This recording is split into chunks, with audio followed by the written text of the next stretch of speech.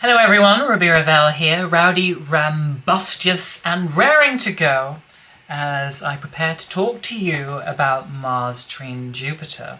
Now in mythology, Jupiter was the king of the gods in the Greco-Roman pantheon. And there are certain prerogatives and privileges that come with being king of the gods, in that the majority of the time, this being a monarchical system, you are answerable to no one but yourself. That means that if you are the highest authority in the land, you can basically do whatever you want and chase whatever impulses, passions, and flights of fancy come your way, because you're the one in charge. You're the one who makes the rules, not the one who is expected to follow them. So Zeus/Jupiter spent much of his time not particularly concerned with upholding the morality of or the laws of the world, though that was his responsibility as well, but also just generally gadding about the cosmos and doing whatever he wanted, which usually involved sleeping with mortal women, nymphs, and annoying his wife Hera.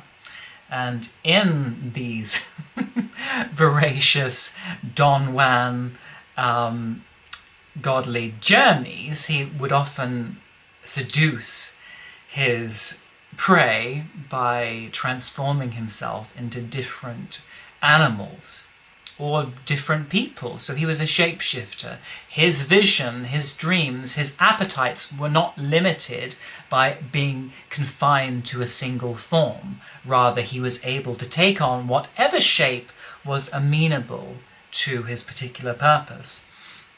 And this can tell us a little something about how Mars in Jupiter works and what its driving mechanisms are. But before I get into that, I want to contrast that with how Mars works when he's aspecting Saturn. Because at the moment, Mars is in opposition to Saturn, but also trining Jupiter, and both of these gods send very different messages to Mars, which at times can create confusion. Saturn is the god who rules the school of hard knocks, who believes that anything good that comes our way in this world is solely a consequence of our own hard work, of the labor and energy that we are willing to put into practice. Mars-Saturn knows that we live in a harsh, difficult world in which the possibility of poverty, destruction, famine, loneliness, and separation is never far behind. And if we don't want those difficult, harsh realities to encumber us, Mars-Saturn is driven by the motivation of wanting to avoid those things, of wanting to shore up enough wealth, power, and status in the world that it can protect itself, that it can keep those dangerous, gnawing, destructive forces at bay. And because of its awareness of its harsh realities, generally its motivations are also realistic.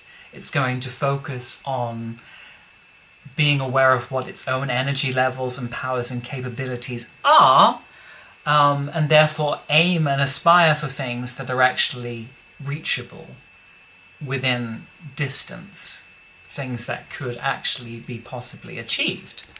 So in short, Mars-Saturn says, I am mortal, one day I will die, my energies will not last forever, so what is the most productive and timely use of those energies while I'm alive? I'm not a superhero, I'm not a god, I can't do anything, but there are certain things I can do, and those are the things that I'm going to invest this precious, this perishable time and energy into. But that's not how Mars trine Jupiter works.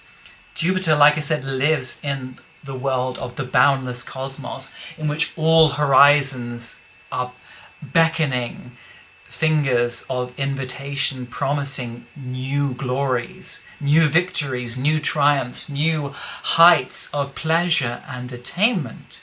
Jupiter is by his very essence a dreamer. He wants to push beyond the frontiers, beyond the thresholds and boundaries of the known, and always reach for that thing that seems maybe just not quite possible. Jupiter has this faith that even if something is not yet possible, if we believe in it, if we approach it with optimism, with courage, with bravery, and with a flexible creativity, we can make the improbable happen. We can manifest the dreamy world of the gods in this physical world. So while Mars-Saturn is dominated by an awareness of its limitations, of what is and isn't possible, Mars-Jupiter says, well, actually, I think anything is possible. And I'm going to approach life with that philosophy, because if I allow myself to be the eternal pessimist like Saturn is, then I'm constantly closing doors that, for all I know, could be opened. You know, Mars-Saturn says, I'm just going to stay focused on this one thing that's attainable, that I've already invested a lot of energy into, and I think in the long run I'll eventually see some fruits in it. I don't want to go chasing after dreams and going on wild goose chases here and there, because there's a good chance that will be a waste of time and that nothing will come of them. I'm going to stick to the things that I have calculated are most probable and most guaranteed to at least enable me to achieve some measure of security and attainability in life. But Mars, Trine, Jupiter feels like, well, if you do that, there's so much of life that is going untasted, that's going unexplored. You're saying no to things just for the sake of keeping life focused and streamlined and economical and frugal. But what if I want life to be more than that? What if I want life to be more than just this 9-to-5 grind from the cradle to the grave? What if I want adventure? What if I want excitement? What if I want to taste some of the magic that is usually reserved for the gods? That I want life to be a theatrical display, a cinematic experience that gives me a feeling of connecting to something higher, of being the sorcerer who has conjured something from Mount Olympus and brought down that fire from the realm of the gods and said, behold, this is illumination. This is the vital spark of life itself. So while Mars-Saturn stays within its frontiers, within its boundaries, within its crenellations and castled walls, and says, beyond these purviews I will not go, because my energy is more focused and disciplined and practical that way, Jupiter would rather break down the walls of the castle and go sallying off into the world to see what's out there. He longs for the unexpected, for the surprising, for the novel, for the new, for the lightning bolt spark of energy that is being experienced for the first time. He likes taking a chance. He doesn't want to live in this calculated world of Saturn where everything has been thought out and plotted and mathematically worked out in advance. He has a faith rather that instead of always having to work and plough and wrench every last crop from the earth, he has more of a faith that no, if you trust life, if you have faith in it, if you see it as a benevolent thing, then it will reward that faith, it will reward that optimism, it will reward you for pushing your luck by giving you more luck. Because if you don't ask, if you don't try, if you don't tease and flirt with those boundaries, how will you ever know if they might actually yield and give more than you expected? Isn't it worth taking a chance? Isn't it worth taking a risk? Don't you want to live a life where you know that you actually dared to dream and try and acquire those things that you secretly desire, rather than just saying, well, actually, I'm just going to stick to these things because I think they're within reach and they're the things that society tells me I do want, or I should want. Mars-Jupiter says, well, what about what I actually want? What about those things that I secretly dream of doing and being and feeling? Why can't I have those things? I've seen other people who do. Why should that bounty, that abundance be denied me? Can't my life be an adventure sometimes? Can't I bend the rules a little and see what happens when I do. So Mars trine Jupiter makes us prioritize experiences, actions, and activities that make us feel good, that feel freeing, that feel liberating, that feel self-aggrandizing, that make us feel like we are part of something bigger than ourselves, that make us feel like we are in touch with our highest self, with our best self, that we are reaching and expressing what is most divine, magnificent, and splendiferous within us. Saturn has a temptation to want to keep us small because small things are realizable and achievable. But Mars-Jupiter says, well, you know, go big or go home. And I can tell you for one thing, I'm not going home. But there's also a different relationship with time. I think Mars-Saturn often wants to prepare for the future. It thinks about old age, it thinks about sickness, it thinks about lean or difficult times that might come ahead. And it says, if I work really hard now, if I put in all that back-breaking labour, then I'll be safe later on. You know, I'll be able to get a good house, I'll have a pension, you know, I'll have that security from the state. My future years will be okay. But Mars-Jupiter says, well, why should I save everything for old age? Why should I postpone everything for the future? You know, sure, there might be bad times in the future, but what about now? You know, by the same logic, I could also almost die tomorrow. And do I want to die feeling like I've just sat around being responsible and meek and mild and well-tempered and well-behaved and just sat at a desk and do what other people have told me to do? It's like, no, I want to be remembered for someone who took risks, who was a gambler, who dreamt big and occasionally was rewarded for being so. I want this moment, this now, this imperishable, impossible, unlikely, improbable now to be the thing that I seize and celebrate and make the most of. So Mars-Jupiter believes in living in the moment and being responsive to the unique bounty and experiences that moment can give birth to. Part of the disparity of Jupiter and Saturn is also down to their respective energy levels as well.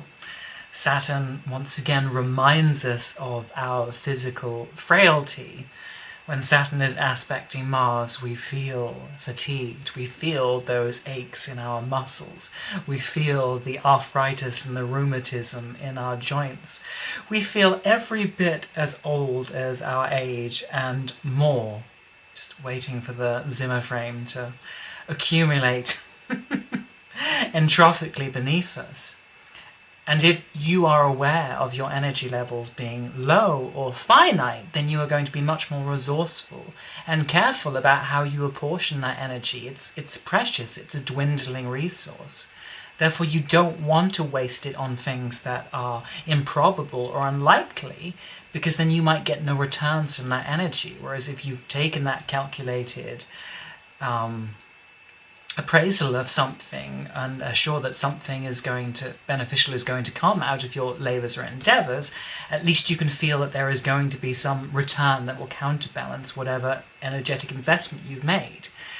But when Jupiter aspects Mars, we feel the opposite. Our energy feels boundless, it feels limitless, because we feel excited, because we feel enthusiastic, because we feel optimistic about our chances and excited at the prospect of possibly fulfilling some of our wildest dreams. We feel that we have an infinite amount of energy on hand to help us achieve that task. We are so caught up in the yen and the excitement of whatever it is that we could achieve that we attain that manic state. We become detached from our body and are instead bedazzled and energized by the visions that we are channeling. We feel ourselves to be in the zone where our body is no longer a mortal thing, but something through which the gods sing.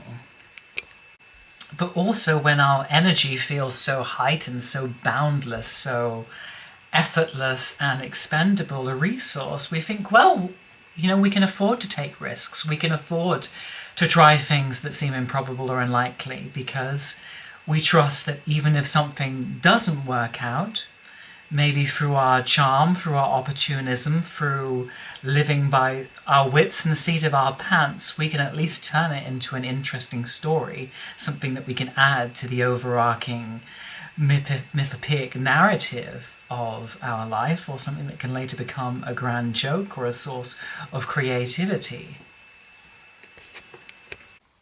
One way of illustrating the disparity with which Jupiter and Saturn affect Mars and the actions and responses that he takes to things is by looking at different scenarios and asking ourselves, how would Mars in aspect to Jupiter respond to this, and how would Mars in aspect to Saturn respond to this? Okay, so let's say both of them are driving to a given destination where they have to be at an appointed time. The meeting that they are going to may or may not be of great seriousness, but the way they approach it will tell us both about the different philosophies of these two planets. So Mars, in aspect to Saturn, is going to take going on that journey very seriously.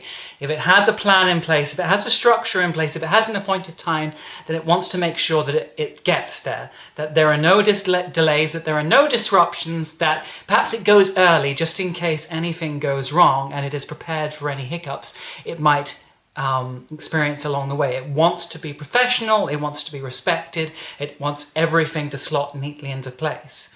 Now let's say along the way, one of its tires gets punctured, it has to break down, and it has to stop. Now, being Saturn in aspect to Mars, it may say, that was bound to happen, because it's always going to preempt the worst. It's always going to contemplate any obstacles or difficulties that it might encounter in advance. So fortunately, it may have a spare tire in the boot, which it knows what to deal with. However, maybe this is not enough. There is a greater fault with the car that it has not prepared for. And it stops and thinks, well, that's just my luck, isn't it? This was bound to happen. The world is always opposing me, always defeating me. And says this with a degree of despair and resignation. Calls up the relevant people that it has to call up to help it on its journey, and waits with patient grumpiness for the situation to resolve itself. Jupiter, Trine, Mars, however, is going to set out on this journey with a strong sense of optimism and enthusiasm. Instead of expecting to be obstructed or to encounter difficulties or obstacles along the way, it assumes that everything will be in its favour, that the universe at large will support it in its endeavours because it has a sense of mission, it has a sense of divine purpose, and if it has a divine purpose, why wouldn't the universe support it? So when the car breaks down, Mars, Trine, Jupiter may not have anticipated this difficulty. And at first it may have a temper tantrum. It can say, how dare I be stopped? How dare the car break down at this point? Doesn't it know who I am? Doesn't it know how important the mission I'm going on is to be fulfilled? But once it gets this blazing rage and self-righteousness out of its system, which generally won't last very long, and which to a degree it will actually enjoy some of the majestic, egoistic fireworks that will pour out of it in kind of Shakespearean soliloquies of wrath. Once it gets that out the way, it will sit in its broken down car and say, well, maybe this has happened for a reason. Maybe the car has broken down for some greater purpose. Maybe I wasn't actually meant to get to where I'm going. Maybe this is the universe saying, you have been stopped for a reason. You are on the wrong track, and we're stopping you now so you can reorient and go in a direction that might actually better suit the deeper needs and yearnings of your higher self and your inner soul. So Mars, Trine, Jupiter thinks, well, actually, now that I've stopped and calmed down a bit, there's a beautiful looking town over there that's really capturing my eye and inspiring some kind of poetry in me. Instead of just sitting around here patiently waiting for the car rescue services to show up, why don't why don't I do a little exploring? Who knows what I might find in that quaint little town I've never been to before? I might meet the love of my life. I might discover that there's a job there that would be perfect for me. I might see some little cute home that I could buy and move to, and this could be my next utopia, the next passage in my life. And when Mars, Trine, Jupiter explores these things, all or none of the above may come to pass. But it illustrates how Mars in aspect to Jupiter is willing to abandon its existing objectives and missions if something of greater purpose and moment and self-glorification comes on. It may have a preliminary goal in mind, but it will always keep its eyes on the horizon just in case something better shows up that is more tempting and more fulfilling to its soul. If we imagine another scenario, say, how about a job coming to an end, a long-term job reaching its natural conclusion. Now, when anything that has provided some measure of status and security and stability in Saturn's life disappears, he's going to respond to the absence of that thing with anxiety. If one status quo or routine or stability has come to an end, he's immediately going to look for something to fill up that gap. He sees any intrusion or disruption of these things as being a source of chaos, trying to deceive and rob him of his peace and order in his life. So he's thinking, okay, this job's come to an end. I'm not too happy about that. I must try and find one very similar to immediately plug the gap as quickly as possible so that, there's no too great financial losses or instability, so that things can get back smoothly on the track they were already on. Mars, Trine, Jupiter, if this happens, is going to respond very differently. He's going to think, well, you know what? I was getting a bit tired of that job. It was getting a bit boring. My heart really wasn't in it anymore. I was going through the motions. There were huge parts of my life that I had to cut off, that, had to be on standby while I was giving all of my energies to this thing that was just sucking away from me parasitically. But now that job's come to an end, I am free. I can explore. I can go on quests and adventures. I can do all those things that I've dreamt of doing and have, daydreamed constantly about, but which I've had to put on the back burner for the sake of just, honoring these duties and commitments. But now I can honor the needs of my soul. I can do the things that I really want. I can find something better. I can find something that really fulfills me, that feels more meaningful and purposeful. This isn't a loss. This is a gain in the making. Nature abhors a vacuum, and now that I have this fertile, pregnant space left open for me, I will use that space to fill it with wonders, to fill it with magnificent things, to fill it with enormities, to plant the seeds of my dreams, and watch expectantly as they all come gloriously to fruition. But I wanted to make this video focusing on placing these two transits and these two aspects to Mars side by side, because when we are experiencing strong Jupiter and Saturn aspects to Mars simultaneously in a transit, or if we have a strong combination of both in our natal charts, then the push and pull between the extremity of these two planets, between extreme optimism and the yearning for growth and boundlessness and expanse and adventure, and then another part that is more pessimistic and prefers its narrow regions, its comfort zones, its discipline and its order. When those two qualities are pulling against each other, sometimes they can balance each other out. You can have your cake and eat it too. You can have the vision and the hope and the optimism and the adventurous spirit of Jupiter coupled with the practicality of Saturn, who knows how to ground that vision in real-world practical terms and to put in the hard work and labor to make these things happen. Because sometimes Jupiter by himself can just be a big windbag, a big dreamer who talks big, who hopes big, but isn't actually willing to invest in any of the energies to make it happen. Because he assumes with confidence and bravado that if the universe really wants these things to happen, then they will all just happen of their own accord. Like a carefully staged drama, everything will fall into place. And sometimes it does. And more often than with Saturn, who often doesn't leave space for things to happen by themselves because he always needs to control them. But if you have the good balance between the two, then you know how to leave that space and have that faith and optimism whilst also knowing when to do the good work. You know, it's like that Sufi adage, pray to Allah, pray to God, but remember to tie up your camel. So be hopeful, be optimistic, leave room for good things to happen, but also take precautions, do the hard work, and remember that difficulties do arise in the universe no matter how much we try and paint them with love and hopefulness. But other times, if these two planets in aspect to Mars, or really in general in the planetary colour of a chart, if they aren't very well integrated, it can create more of a manic depressive personality where these two planets are constantly ruling for supremacy and can result in these huge fluctuations of mood, energy and temperaments between these moments where we feel that Jupiterian manic high where everything is good, all things are great, the world is a golden age fulfilling our every desire, and we have endless belief in our capacity to make all good things happen.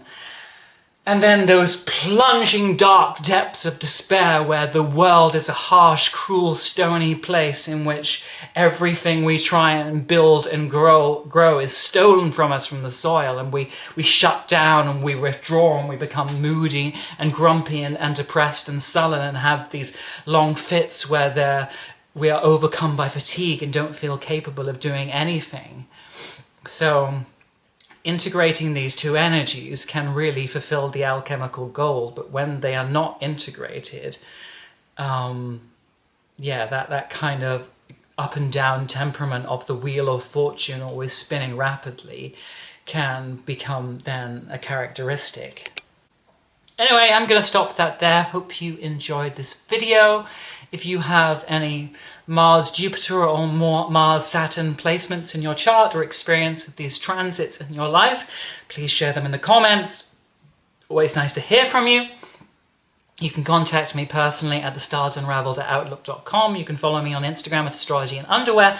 And you can support me on Patreon at www.patreon.com/thestarsunraveled. And the relevant dates of these transits and all of the links that I just mentioned will be written in the space below this video. Anyway, over and out.